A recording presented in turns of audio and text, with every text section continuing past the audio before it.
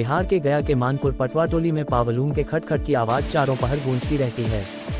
यहाँ हैंडलूम हो या पावर लूम, इनके चलने का सिलसिला नहीं थमता। खटखट की आवाज़ के बीच इस पटवाटोली से सैकड़ों छात्र इंजीनियर बन चुके हैं। आज पटवाटोली की पहचान IITN की नगरी के रूप में होती है। पिछले 3 दशकों में बुनकरों की इस बस्ती ने सैकड़ों इंजीनियर दिए।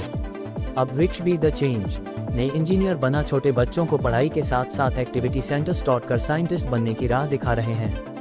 यही वजह है कि NNGO वृक्ष द्वारा प्रोजेक्ट वर्क कर बच्चों ने कई डिवाइस तैयार की है, जिसमें बच्चों ने आग से इलेक्ट्रिसिटी जनरेट करने वाली एक डिवाइस भी तैयार की है।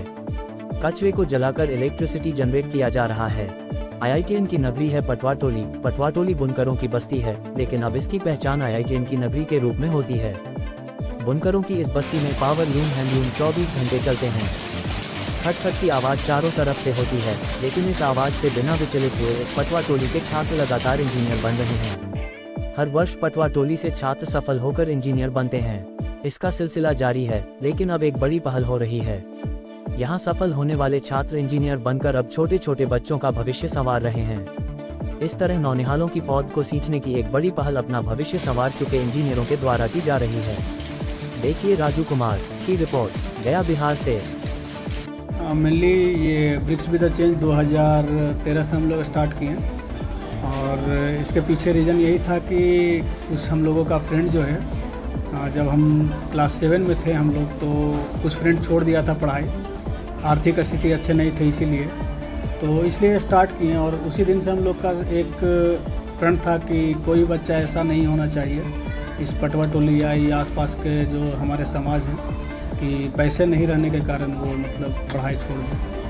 और इसलिए हम लोग वृक्ष बी द चेंज स्टार्ट किए, और आज धीरे धीरे हम लोग ऐसे सभी बच्चे को फ्री एंड फेयर एजुकेशन दे रहे हैं। कितने बच्चों को अभी तक आप यहाँ से जो है IITN और बाकी जो बड़े एग्जामिनेशन इसमें?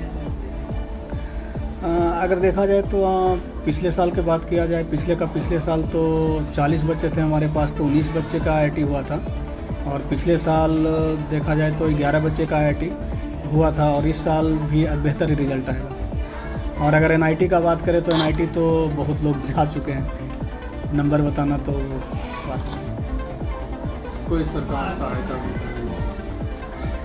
नहीं, हाँ सरकार की तरफ से सहयोग तो आर्थिक रूप से तो नहीं है, बट और भी जो हमारे यहाँ के अधिकारी हैं वो ऑब्वियसली वृक्ष को जानते हैं और वो किसी भी तरह से मदद करना चाहते हैं। इस प्रकार से मतलब जो है आपको उन लोग सहयोग कर रहे हैं, आप आर्थिक नहीं कर रहे।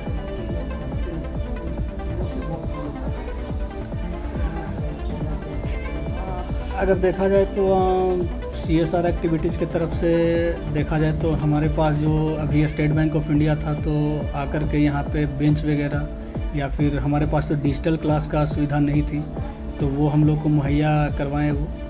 और भी कुछ और जो CSR एक्टिविटीज़ होते हैं SBI का, तो हाँ उसका सहयोग मिलते रहता है। लोगों से क्या अपील करेंगे आप? लोगों से यही अपील करना है कि पढ़ाई जो है पैसे से नहीं होता है, वो पैशन से होता है। आप पैसे से बाहर भेज सकते हो, बट रिजल्ट नहीं खरीद सकते हो पैसे से। रिजल्ट तो मेहनत से ही मिलेगा, और वृक्ष बी द चेंज का रिजल्ट भी अच्छा है, वो पैसे नहीं लेता फिर भी अच्छा है। तो आप अपने बच्चे को निःशुल्क में पढ़ाइए और आगे बढ़ाइए, यही है। फ्यूचर क्या देखते हैं वृक्ष बी द चेंज का? नए बच्चे जो आना चाहेंगे उनके लिए क्या प्रोसेस है? हाँ, फ्यूचर में यही है कि जिस तरह से हम लोग काम कर रहे हैं, अभी तो पटवाटोली में और एक शंकराचार्य मठ में, बोधगया में अभी हम लोग काम किए हैं। और बाकी यही है कि जो हमारे टीम है वो काम कर रहे हैं कि बिहार के हर एक पंचायत में मतलब ऐसा लाइब्रेरी मॉडल हो और पूरा बिहार इसका फ़ायदा उठा सके। कुल कितने बच्चे आप यहाँ पढ़ते हैं? अभी देखा जाए तो जूनियर क्लास में देखा जाए तो लगभग 400 बच्चे होंगे, और अगर जो IIT JEE का कंपटीशन का प्रिपरेशन करने वाले 40 बच्चे 11th में और 40 बच्चे 12th में। तो लगभग 500 बच्चों का मतलब यहाँ पर? हाँ, लगभग 500 बच्चे। कहाँ से आते हैं? ये बच्चे, कुछ बच्चे तो मतलब मोस्टली जो बच्चे आते हैं वो आसपास के ही एरिया से आते हैं, और बाकी अब तो बाहर से ही बच्चे आ रहे हैं, जैसे रांची हो गया, सिरघाटी हो गया, सासाराम हो गया, तो इधर लोग से ही बच्चे आते हैं।